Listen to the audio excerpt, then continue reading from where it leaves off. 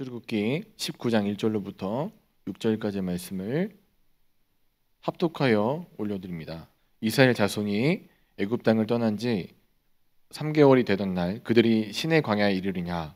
그들이 르비딤을 떠나 시내 광야에 이르러 그 광야에 장막을 치되 이스라엘이 거기에 산 앞에 장막을 치니라.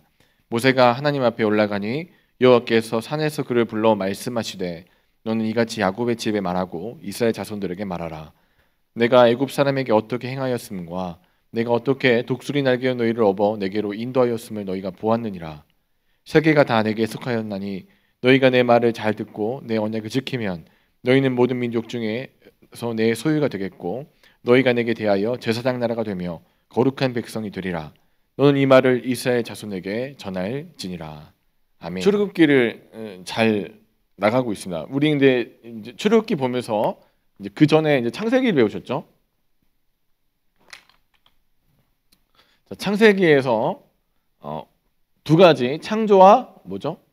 동행이라는 키워드가 있었는데, 자 그러면 이제 창세기가 일종의 그 설계 도면이 완성돼가지고 이제 그 설계가 이루어진 상태, 이제 이렇게 조립이 점점점 돼가고 있는 상태라면, 이제 출애굽기는 어떤 상태냐면, 자 그 조립된 것이 이제까지는 몰랐어요. 그 왜 그렇게 만드셨는지, 왜 인간을 만드셨고, 왜 민족 이스라엘을 부르셨고, 그에 대한 목적이나 의식 같은 게 없었는데 어디서부터 본격적으로 생기냐면 출애굽기 19장을 통해서, 오늘 본문 말씀이 되는 19장을 통해서 하나님이 창세기부터 시작했던 그 아브라함의 하나님, 이삭의 하나님, 야곱의 하나님 통해서 만들어 놓으신 이스라엘 백성이 해야 될 일에 대해서, 여기는 만약에 부르심이라면 어떤 제품이 있으면 그 제품을 만들어 놓고 이거 왜 만들었는지에 대한 설명은 일단 없어요. 그 제품한테도 설명 안 해줘요. 그런데 이제 본격적으로 키워서 출애굽기 19장에서 그 얘기를 하죠. 근데 이제 왜 우리한테 하시는 얘기가, 처음부터 그런 얘기 해줬으면,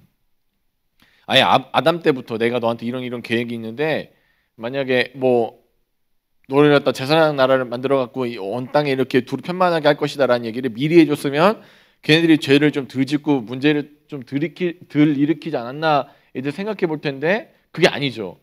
이제 막 초등학생이 된 애들, 아니면 이제 뭐 지금 유치원 다니는 애들한테 대학 수학을 갖고 와가지고 앞으로 네가 풀어야 될 거야 라고 얘기해주면 애들이 일단 넉다운이 되죠. 거기서부터 질려버리잖아요. 그래서 아이들은 어떻게 하죠? 처음에 유치원 다니면서 1 더하기 1은 2다 라는 거 배우죠. 초등학교 들어가서 간단한 사칙 연산 같은 걸 좀 배우고 함수 배우고 점점점 중학교, 고등학교 올라가서 나중에 진짜 대학교 가가지고 대학 수학을 배우게 되는 과정이 있는 것처럼, 하나님도 그 언약의 씨앗을 하나를 이제 심으셔갖고 그 씨앗이 점점 자라서 출애굽기 19장에서 꽃을 피우는, 19장에서 사실은 내가 너에 대한 계획에 이랬던 거야라는 얘기를 들려주는 게 출애굽기 전체적인 내용입니다. 근데 이제 이거를 알기 전에 우리가 출애굽기에서 중요하게 생각해 보는 단어가 있는데, 하나가 뭐냐면 하나님의 임재라는 거예요. 하나님의 임재를, 그러니까 출애굽기의 관통어 중에 하나가 하나님의 임재인데, 하나님의 임재에 대해서 깊이 생각해 보면 이렇습니다. 언제 임재하셨죠? 임재하는 걸 보면 처음에 우리가 가시적으로 하는 하나님의 임재 중에 하나가 가시떨기 나무에 모세랑 만나셨을 때 불로 임하신 하나님의 임재가 있었습니다. 또 어떤 임재가 있었죠? 하나님이 이 10가지 재앙 내리시면서 또 이제 우리가 보았느니라라고 보는 그 파트들이 있죠. 여러 가지 사건들이 있었죠. 살펴보면 10가지 재앙, 또 홍해 가르실 때도 임재가 있었고, 또 뭐가 있습니까? 우리 만나 매출하기도 있었고, 또 르비딤에서도 만났었고, 아말렉과의 전투에서도, 그러니까 이 하나님의 권능을, 19장 이전에 나왔던 하나님의 권능을 상징하는 파트 내에 하나님의 임재가 계속해서 있었죠. 또 언제가 임재가 있었죠? 바로 시내산에서 하나님의 임재가 등장합니다. 또 마지막에 우리 이제 마지막 40장에서 보면은 성막 가운데 임하신 하나님의 임재가 상징해요. 그래서 출애굽기 내내 하나님의 뭐가 있어요? 하나님의 임재가 계속해서 유지가 돼요. 하나님은 그 백성들 가운데 구름기둥으로 불기둥으로 함께 하시며 사시면서 하나님이 임재하신 하나님이구나. 그래서 우리는 하나님의 임재에 대해서 굉장히 익숙한데 역으로 보면 하나님의 임재의 반대말이 뭘까요? 하나님의 부재가 있어요. 하나님이 안 계시는 동안 어떻게 할 건가요?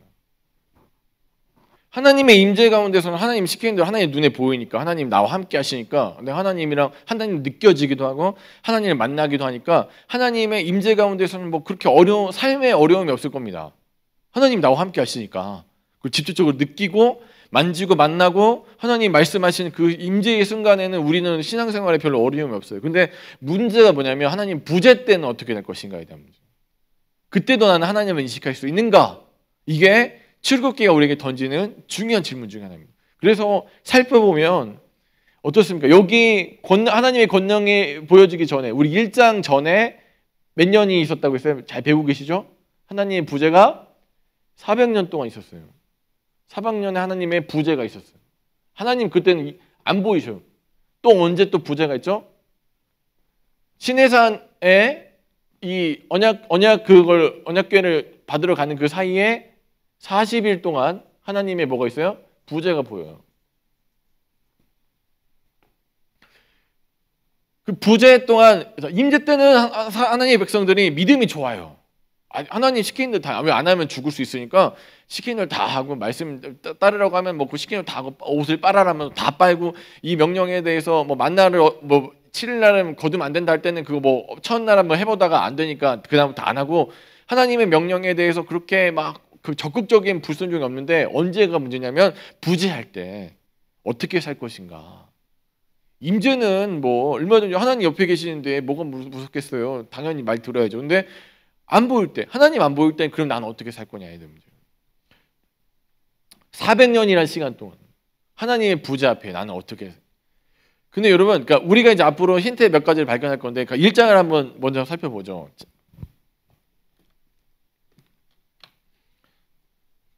자, 우리 교재 갖고 계시죠? 교재에서 보시면 교재에다가는 줄을 칠 수 있으니까 한번 보자. 오늘 1장이요. 10페이지를 한번 딱 같이 펴보시는 거예요. 교재 10페이지. 하야통상 교재 10페이지 한번 보시면 자 보십시오. 자, 1장 7절에 보면 어떻게 됐습니까? 이스라엘 자손이 생육하고 불어나 번성하고 매우 강하여 온 땅에 가득하게 되었다라고 돼 있어요. 가득하게 되었더라. 자, 이거랑 똑같은 그 말이 한 번 더 반복되는 구절이 있는데 그게 몇 절이죠? 보시면 네, 답을 한번 띄워줘 보시죠. 네, 저랑 좀 같이 소통하시고 지금 43분이나 보고 계시는데 자, 몇 절에 똑같은 말이 한번 반복되는데 뭐가 있을까요? 네, 답이 나올 것 같습니다. 자, 한번 띄워주시죠.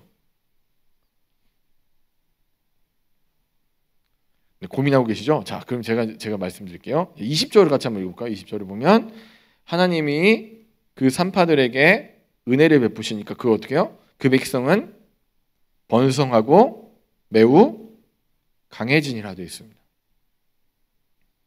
네.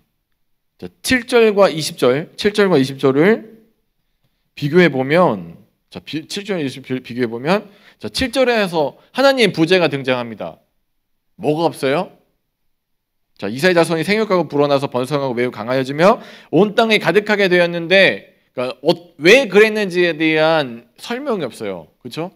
왜 그런 거예요? 그냥 추측하지 마시고 자, 그럼 하나님이 하셨겠지. 이건 추측이에요.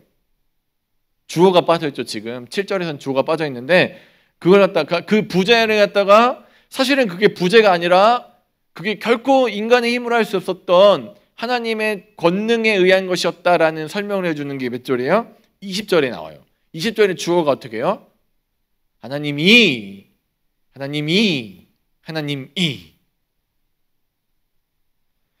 사실은 철저한 부재 400년의 철저한 부재 속에서도 하나님은 어떻게 하고 계시는 거예요?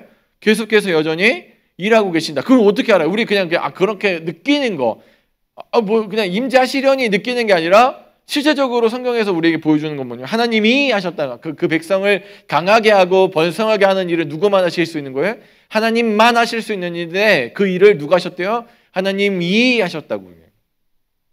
여러분, 부재 가운데서도 임재하시는 하나님을 발견하는 게 어려운 말로. 자, 이제 여기 오늘 이제 포인트예요. 자, 그러니까 부재, 하나님 안 보여. 지금 눈에 안 보여. 하나님, 우리 맨날 이렇게 전도 나가 물어보잖아요. 너 하나님 봤어? 하나님 만난 적 있어? 하나님 체험해 본 적 있어? 물론 체험은 했지만 하나님 여기 있습니다. 하나님 이렇게 생겼어요를 보여줄 수 없잖아요. 다 부재 가운데 사는데 오늘 이 부재 시대에 임재를 느낄 수 있는, 임재를 내 삶으로 끌어올 수 있는 것 갖다가 두 글자로 어려운 말로 뭐라 부르냐면, 뭐라 불러요? 이걸 믿음이라고 하는 거예요. 자, 믿음은, 그래서 이제 오늘 이것만 기억하시면 돼요. 믿음은 부재 가운데서도 임재를 느끼는 거예요. 자, 믿음은 부재 가운데서도 임재를 느끼는 거예요. 하나님 눈에 안 보여요. 좀 당장 하나님 어디 있어요? 물어보면 여러분 지금 하나님 어디 계세요?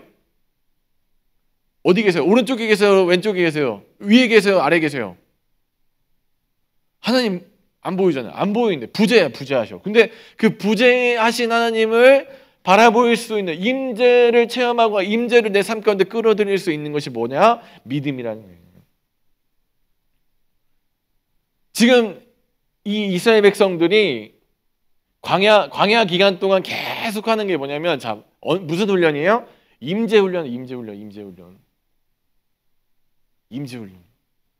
부재, 400년 동안 부재하셨던 그 하나님을 내가 하나님 진짜 깊이 만나봐야죠. 여러분 생각해 보시죠.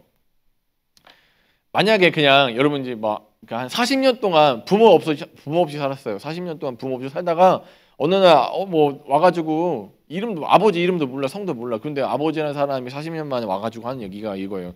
내가 네 아버지인데 어쩌고저쩌고 얘기해요. 그럼 여러분 그거 아버지시군요. 그냥 그러고 믿고 그냥 오늘부터 아버지 섬기고 따라가실 거예요? 그거는 이상한 거죠. 유전자 검사도 해봐야 되고 이 사람 정말 능력이 있는지, 내 아버지인지 확인을 하는 절차가 있어야 되잖아요. 이 사람 정말 신뢰할 만한 사람인지, 이 사람이 나보고 그래요. 나랑 같이 내가 좋은 데 데려갈 거니까 나 따라와. 그러면 이 사람 정말 신뢰할 사람인지를 내가 만나봐야 알잖아요. 400년의 기간은요, 여러분, 말이 400년이 그냥 이렇게 성경에서 창세기 잘 배우시고 나서 후딱 넘어가서 그리고라고, 출애굽기 다음이, 출애굽기 첫 장이 뭐예요? 엔드라고 돼 있잖아요. 그리고 자, 창세기 1장에서 창세기 50장에서 끝난 얘기가 바로 이어진, 그리고 400년의 부재. 우리가 그러니까 성경 한 장만 넘기면 바로 창세기 출애굽기니까 마치 400년이 아무것도 아닌 것처럼 생각하는데 엄청난 시간이죠. 조선 왕조도 500년이에요. 여러분 400년 전 조상 이름 혹시 알고 계신 분 한 분이나 계십니까? 혹시 우리 가문은 뼈대 있는 가문이라서 400년 전 조상 중에 한 명 이름 알고 있다고 하신 분 한 명이나 계세요? 근데 400년 전에 아브라함, 이삭, 야곱이라는 사람이 살았다는 그 조상들 이름을 기억하고 있고 그 민족의 어떤 걸 생각한다는 것 자체가 이상한 거예요. 굉장히 많은 시간이 지났잖아요. 400년이라는 시간 동안. 그리고 어느 날 와가지고 이름도, 그 신이 누군지 이름도 몰라요. 그러니까 와가지고 여호와라는 이름도 그때 알려주시는 거잖아요. 아브라함이 하는, 이삭이 하는, 야곱이 하는 우리야 지금 피부로 무슨 아브라함, 이삭, 야곱이 옆집 동네 아저씨 같은 느낌이 있으니까, 저 옆에 문 열고 들어가면 열리면은 아브라함 아저씨 있을 것 같으니까 그렇게 느껴져서 아브라함, 이삭, 야곱 하나님이 너희 하나님이다라는 얘기를 왜 안 믿는 이스라엘 백성들에게 답답하시죠? 근데 400년이나 부재하셨다니까요. 안 보여요, 하나님이. 번성은 했는데 그 기간 동안 하나님 안 보였어요. 근데 그 하나님 내가 어떻게 믿고 그 하나님이 약속한 땅이라고 옛날에 400년 전 어떤 조상한테 약속했다는 그 땅을 갖다 따라가겠냐고요. 물론 오늘 나를 핍박하고 나를 힘들게 하는 이집트 사람 피해서는 나갈 수 있지만 하나님 믿고 그 광야길 40년을 갖다 지나서 가나안에 들어가는 여정을 갖다 따라간다는 건 기적 같은 일이에요. 근데 그 일을 어떻게 해내는 거예요? 이스라엘 백성들 믿음이 좋아서 안 그래요. 확인 작업을 계속 하는 거죠. 보았느니라, 독수리 날개로 네가 업어갖고 내가 업어갖고 너를 갖다가 계속 다스리고, 너 물 없다고 했을 때 물 주고, 배고프다고 할 때 고기랑 떡 주면서, 너 저 아무것도 없는 광야, 하나님만 의지할 수밖에 없는 그 광야의 그 한가운데서 너 신발이 떨어졌냐, 옷이 해졌냐, 너 그걸 어떻게 온 것 같냐? 너 봤지? 네가 체험했지? 하나님 어떤 분이 네가 충분히 맛봤지? 그 하나님 어떻게 해요?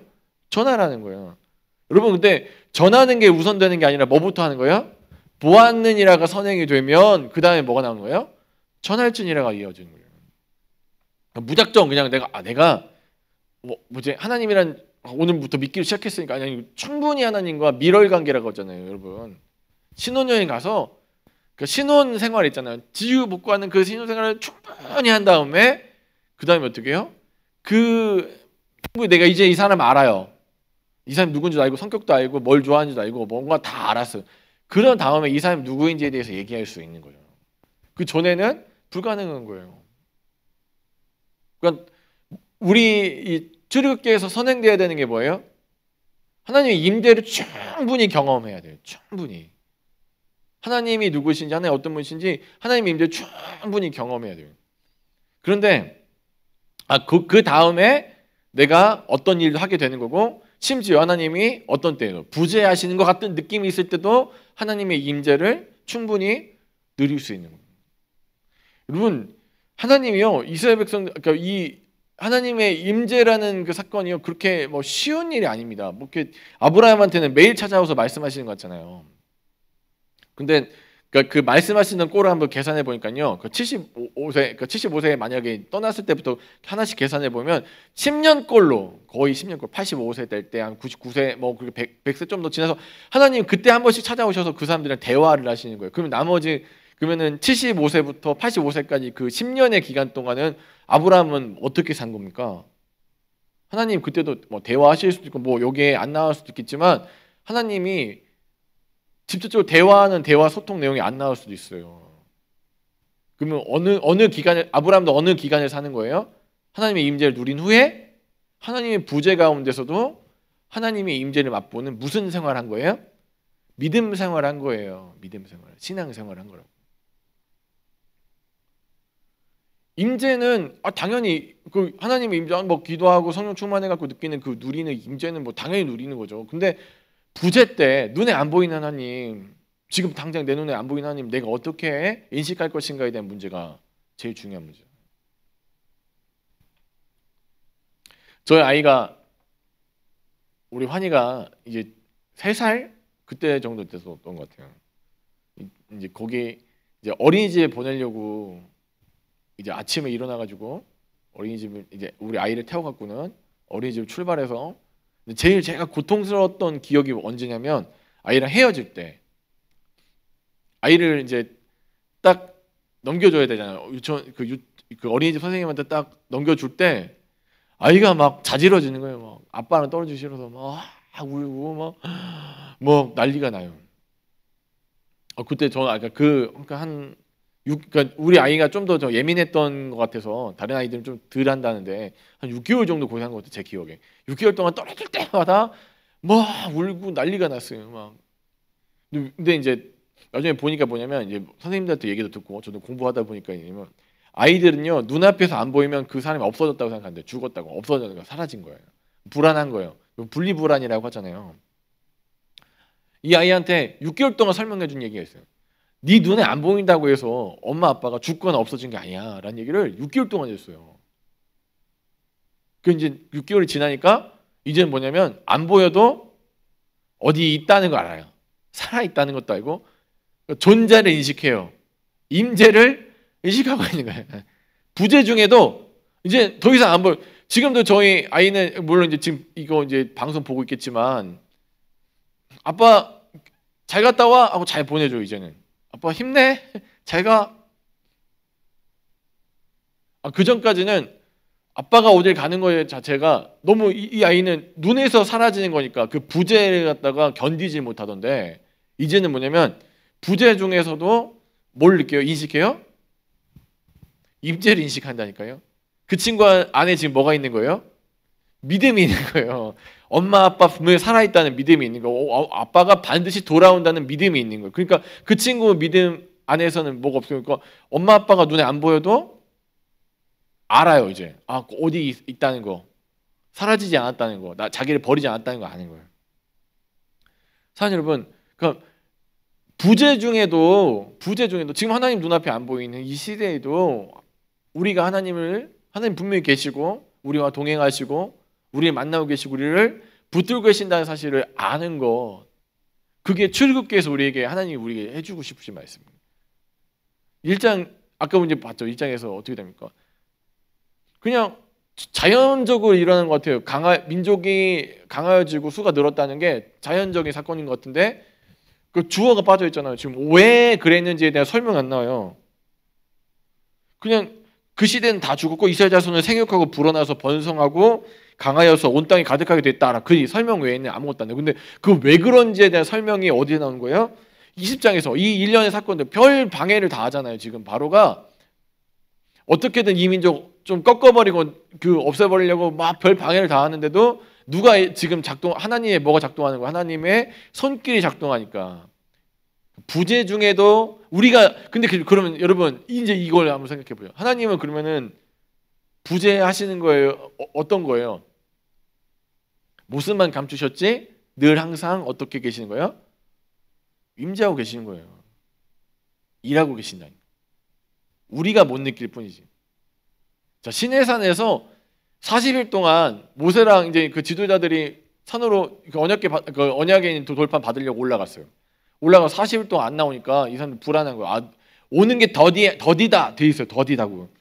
32장에 보니까 오는 게 더디. 모세가 지금 내려오는 게 더디니까 이게 지금 뭔가 문제가 터졌구나. 뭐 지금 뭐 가져오다가 죽었나? 걱정이 되니까 어떻게 해요? 부재를 못 견디고 뭘 만드는 거예요?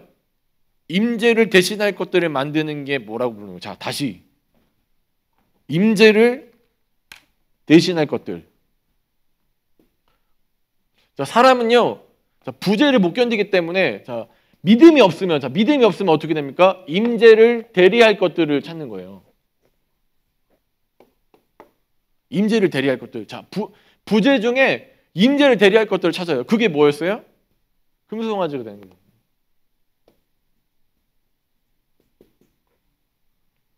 임재를 대리할 것들을 찾는 거예요.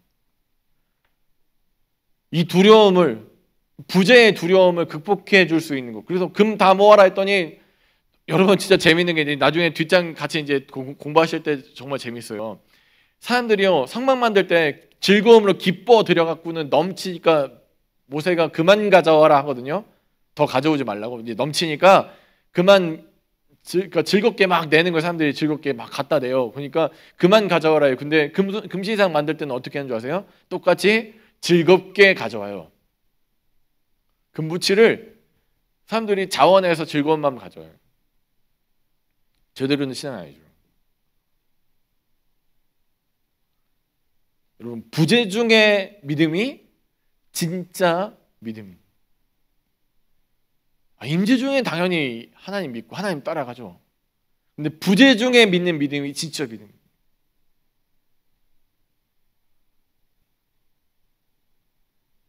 사실 여러분 한국 교회가요 얼마나 하나님이 너무너무 임재해서 그 80년대 90년대 하나님의 임재를 한번 생각해 보십시오. 막 우리 기도원만 가면 뭐 방언 못 받으면 이상한 사람이었어. 그런 80년대 90년대 대부흥의 시기 그냥 교회에 80년대 90년대는 좀 그렇고 80년대는 그냥 깃발 하나 딱 꽂아 놓으면은 십자가 딱 꽂아 놓으면 어떻습니까? 사람들이 우르르 몰려갖고 막 부흥했어요. 저 때도 금요 철야 저 어릴 때만 해도 금요 철야는 진짜 날밤 새는 거였어요. 그래가지고 몇 시까지 합니까? 막 새벽 2시 3시까지 한 다음에 잠깐 그 간식 먹고 그 토요일 날 새벽 예배 드리고 마치는 게 철야였단 말이에요. 근데 지금 그렇게 안 하잖아요. 그때는 막 사람들이 너무 은혜 받아가지고 뭐 목사님이 뭐 설교 말씀 잘 못하셔도 막 몇백 명씩 몇천 명씩 모여가지고 우리가 얼마나 하나님의 임재를 막 충분히 경험했습니까? 하나님 살아계셔. 오늘부터 살아계시고 또 비단 이때만 뭐 거기까지 갈 필요도 없어요. 코로나 전만 해도 막 이 시간에 지금 수요 예배 때 우리 전도사님 한 분 앉아 계시는데 지금 그 전만 해도 막 여기 막 차가지고 우리 뭐 본받음에서 자리 너무 좁아가지고 여기로 옮기고 막 사람들 많아갖고는 예배 잘 드리고 막 얼마나 하나님의 임재를 갖다 과시할 수 있을 정도로 기독교가 그렇게 쩡쩡거렸습니다. 그런데 지금 코로나 시대에 또 코로나 때문에 뭐 요즘에는 이렇습니다. 저희 그 동기 목사들 얘기 들어보면 그래요. 자기가 이제 막 예전에는 목사님이라고 막 대우받았대요. 어느 아파트 단지 가면은 목사님 오셨냐고 인사도 막 받아주고 막 대우를 받았대요. 근데 요즘에는 이상하게 자기가 엘리베이터를 타면 아무도 같이 안 탄대요. 왜 그러니까 다 코로나 때문에 뭐 교회가 코로나 병영군 옮겼는 줄 알고 다 그렇게 모여있대요. 그리고 자기 요즘에 되게 편하게 다닌대요. 그 엘리베이터가 혼자서 타고 너무 좋대요. 이렇게. 자기 가족만 딱 타고 막 그 번잡한 데서 저 예수 믿어요 하면서 싹 사시는 거예요.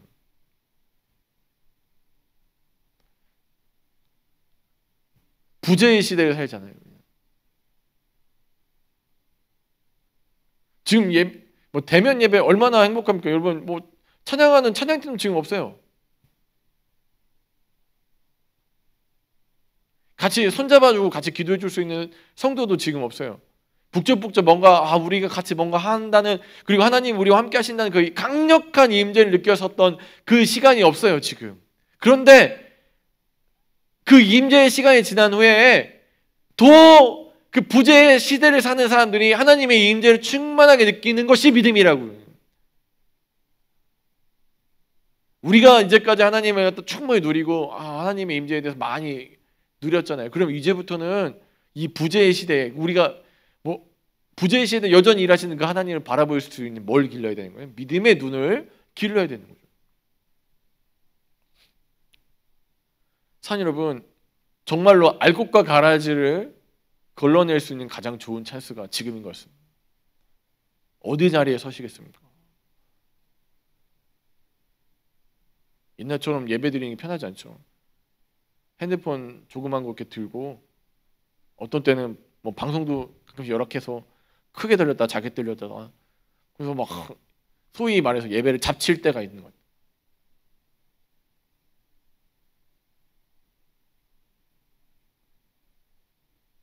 그래서 뭐냐면 예배 드리는 맛이 안 난대요.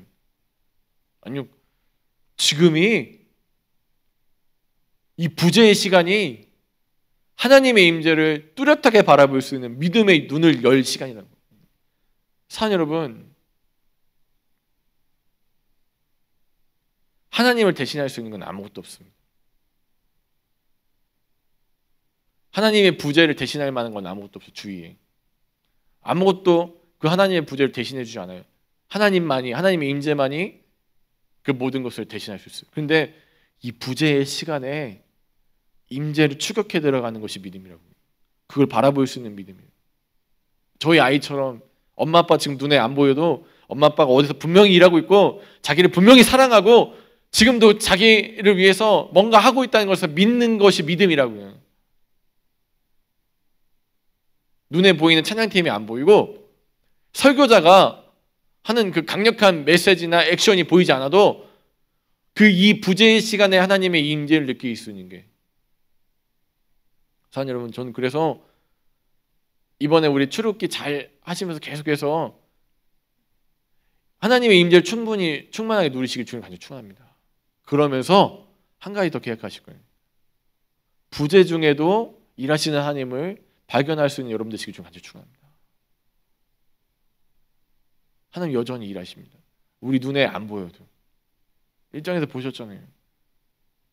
못 느낀다니까. 400년 동안 하나님이 우리 붙들고 계셨는지 어떻게 하셨는지 아무것도 모르던 그 백성들이요, 이제 우리는 알잖아요. 지금 하나님 일하고 계셨구나.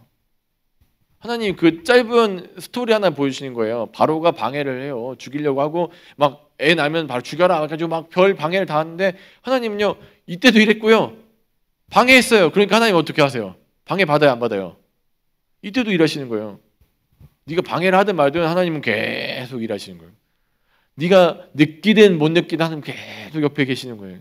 네가 하나님의 임재 인식하든 인식하지 못하든 간 하나님 계속 함께 하시는 거예요.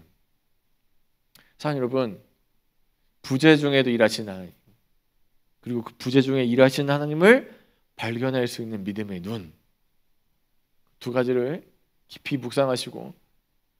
어렵잖아요. 쉽지 않습니다.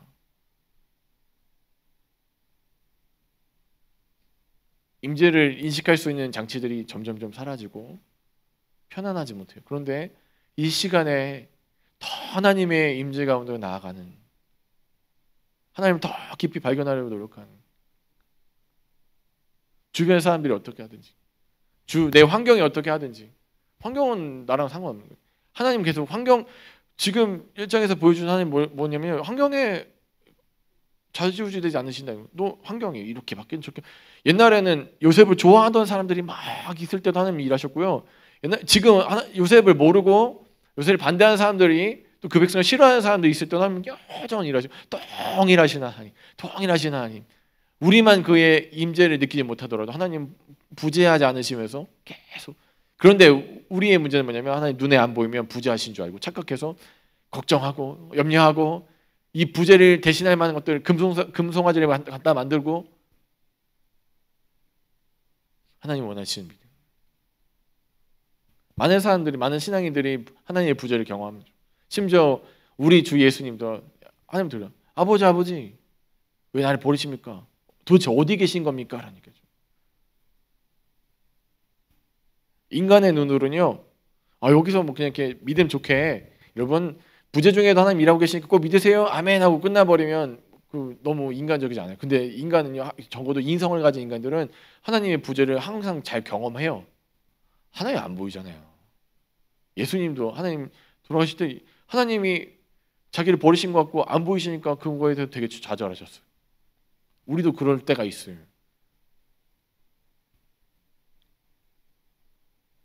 그런데 믿음은 부재 중에도 일하시는 하나님을 발견하도록 우리를 이끌어 가십니다.